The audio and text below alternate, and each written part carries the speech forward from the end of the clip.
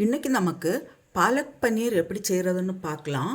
அதுக்கு நான் 200 கிராம் பன்னீர் எடுத்துருக்கிறேன். ஒரு கட்டு பாலக்கு, கொஞ்சம் கொத்தமல்லி இலை, ஒரு தக்காளி, ஒரு வெங்காயம், 2 பச்சை மிளகாய், ஒரு 7-8 பல்லு பூண்டு, சின்ன பீஸு இஞ்சி,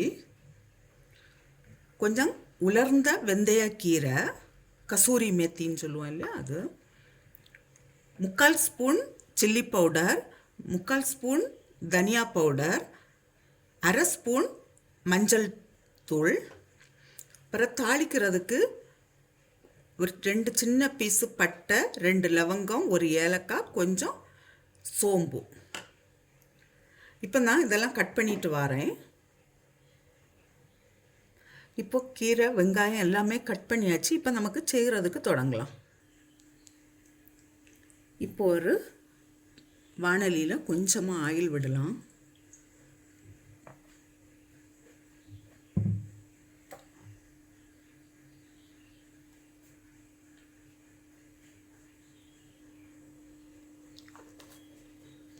முதல்ல நான் இஞ்சியும் பூண்டு பச்சை மிளகாயை போட்டு வதக்குறேன்.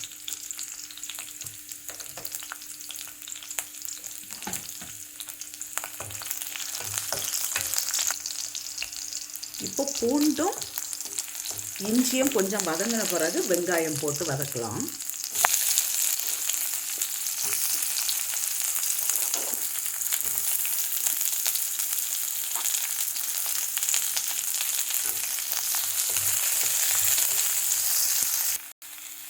வெங்காயம் வதங்குறதுக்கு நான் கொஞ்சமாக சால்ட் போடுறேன். வெங்காயம் கொஞ்சம் ப்ரௌன் கலர் வந்த உடனே நமக்கு தக்காளியும் போட்டு வதக்கலாம்.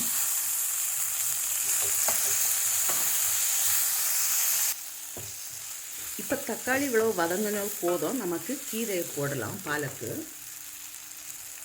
பாலக்கும் கொத்தமல்லியும் இலையும் போடுறோம்.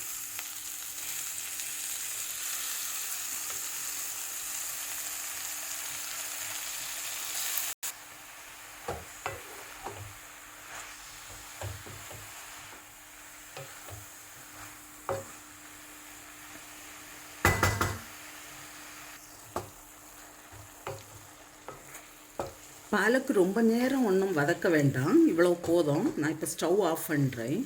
நம்ம இதில் கொத்தமல்லி இலை போடும்போது அது நல்ல மணமாக இருக்கும், நல்ல டேஸ்ட்டும் கொடுக்கும்.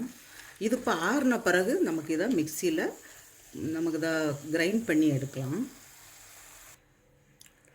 இப்போ இது நல்லா ஆறியாச்சு. நான் இப்போ இதை அரைச்சி எடுக்கிறேன். நான் இதில் கொஞ்சமாக தண்ணி விட்டு தான் அரைச்சி எடுக்கிறேன். இப்போ இதை அரைச்சாச்சு. நமக்கு இப்போ செய்கிறதுக்கு ஸ்டார்ட் பண்ணலாம். இப்போ ஒரு வாணலியில் கொஞ்சமாக பட்டர் போடுறேன்.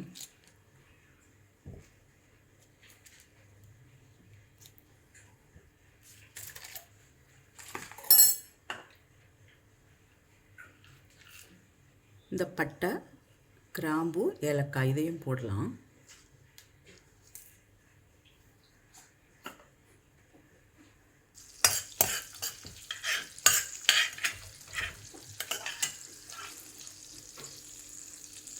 இப்போ இதில் நம்ம எடுத்து வச்சுருக்கிற மசாலா எல்லாம் போடுறேன்.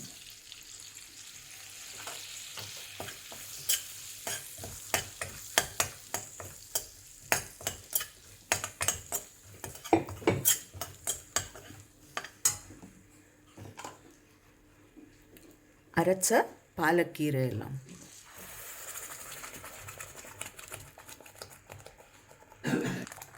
இப்போ இந்த கறிக்கு தேவையான அளவு சால்ட்டு போடலாம். ஏற்கனவே சால்ட்டு போட்டிருக்கிறேன்.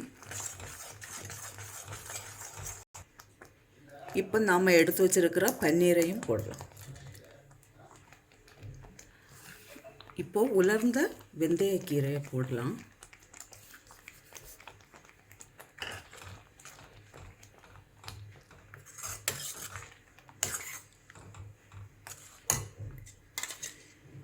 ஃப்ரெஷ் க்ரீம் இருந்ததுன்னா கடைசியில் கொஞ்சமாக போட்டுக்கலாம், ஒரு 2 ஸ்பூன் போல்.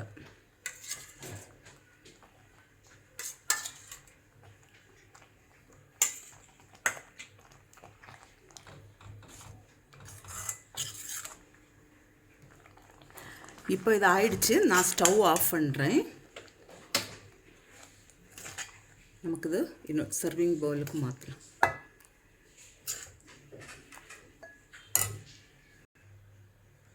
பாலக் பன்னீர் ரெடியாக இருக்குது.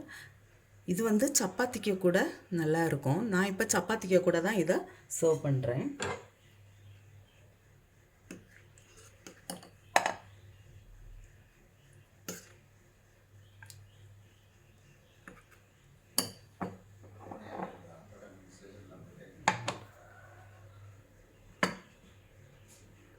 நீங்களும் இதே போல் செய்து பாருங்கள். செய்து பார்த்து உங்களுடைய கருத்துக்களை தெரிவிங்க. உங்களுக்கு இந்த சமையல் பிடிச்சிருக்குன்னா சப்ஸ்கிரைப் பண்ணுங்கள்.